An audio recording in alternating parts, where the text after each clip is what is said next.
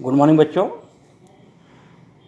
तत्वों के वर्गीकरण में हम लोगों ने न्यूलैंड के अष्टक नियम तक पढ़ लिया था।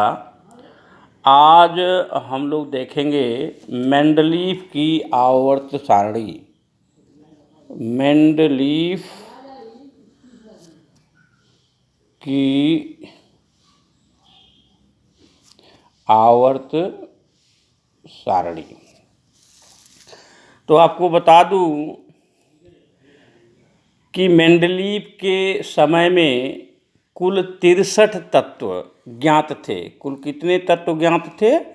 63 तत्व ज्ञात थे। तो मेंडलीफ ने तत्वों के गुणों की रासायनिक और भौतिक गुणों का अध्ययन करना शुरू किया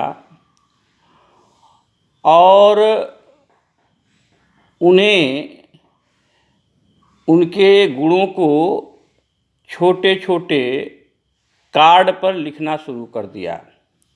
लिखने के बाद उन्हें उनके परमाणु द्रव्यमानों के बढ़ते हुए क्रम में अर्थात आरोही क्रम में व्यवस्थित किया। इसके बाद उसने पाया कि तत्वों के परमाणु द्रव्यमान को जब बढ़ते हुए क्रम में व्यवस्थित करते हैं तो एक निश्चित अंतराल के बाद वह पुराने तत्वों पहले के तत्वों के गुणों के से समानता स्थापित करते हैं। या यूँ कहें कि तत्वों के बढ़ते हुए परमाणु द्रव्यमान के क्रम में रखने आरोही क्रम में रखने पर एक निश्चित अंतराल के बाद तत्व अपने गुणों की पुनरावृत्ति करते हैं। इस आधार पर मेंडलीफ ने एक नियम दिया जिसे हम मेंडलीफ के आवर्त नियम कहते हैं। उसके अनुसार मेंडलीफ के आवर्त नियम के अनुसार तत्वों के गुणधर्म उनके परमाणु द्रव्यमानों के आवर्ती फलन होते हैं। क्या है उसका आवर्त नियम? लिख सकते हैं कि तत्वों के गुण धर्म उनके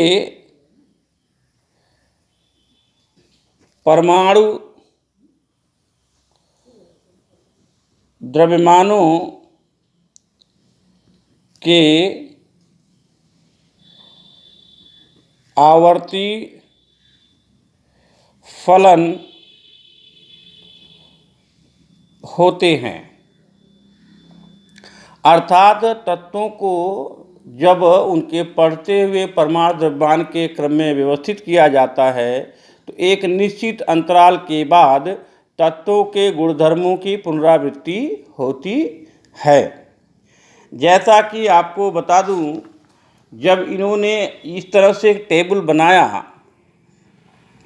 तो कहीं कहीं पर इसमें तमाम कमियां भी देखी गई, उनको भी हम जिक्र करेंगे।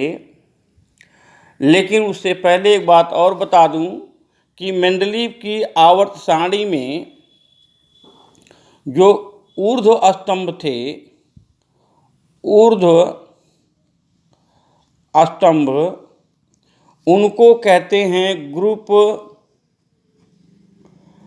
या समूह,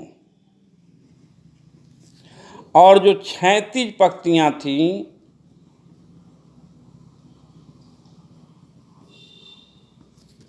उसे कहते हैं आवर्त।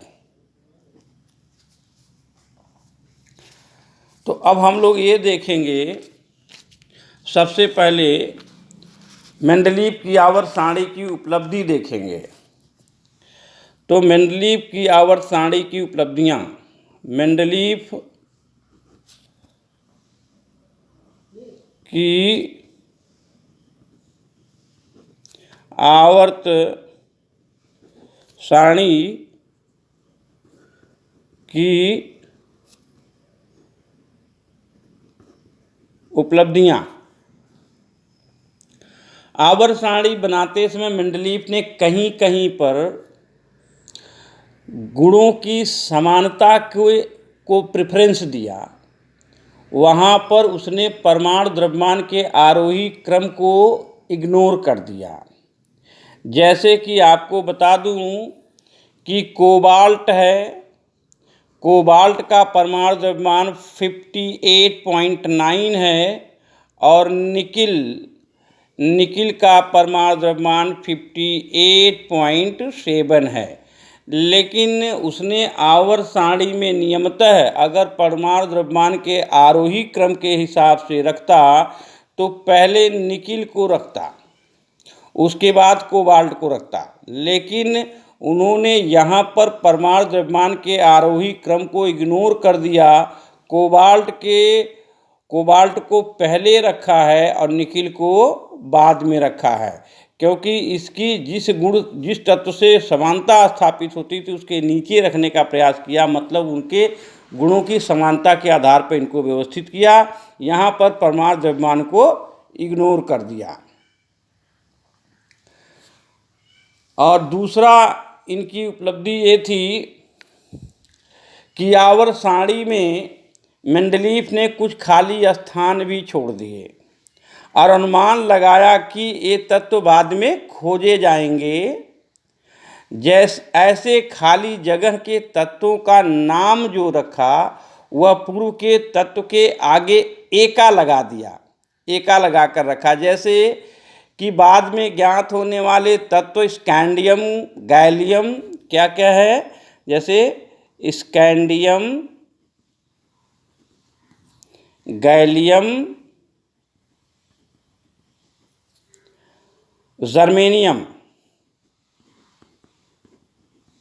जर्मेनियम, ये तत्व बाद में खोजे गए हैं। इनके जो गुणधर्म थे कि गुणधर्म क्रमशः एका बोरान,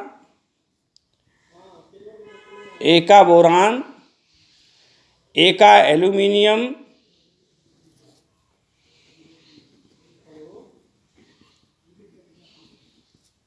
और एका सिलिकॉन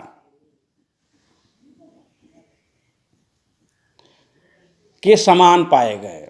क्योंकि जो खाली स्थान छोड़ रखा था उसमें उनका नाम एका बोरान रखा, एका एल्युमिनियम रखा, एका सिलिकॉन रखा। और बाद में ये जो तत्व 3 खोजे गए स्कैंडियम, गैलियम और जर्मेनियम, इनके गुण जो हैं इनसे मिलते जुलते थे।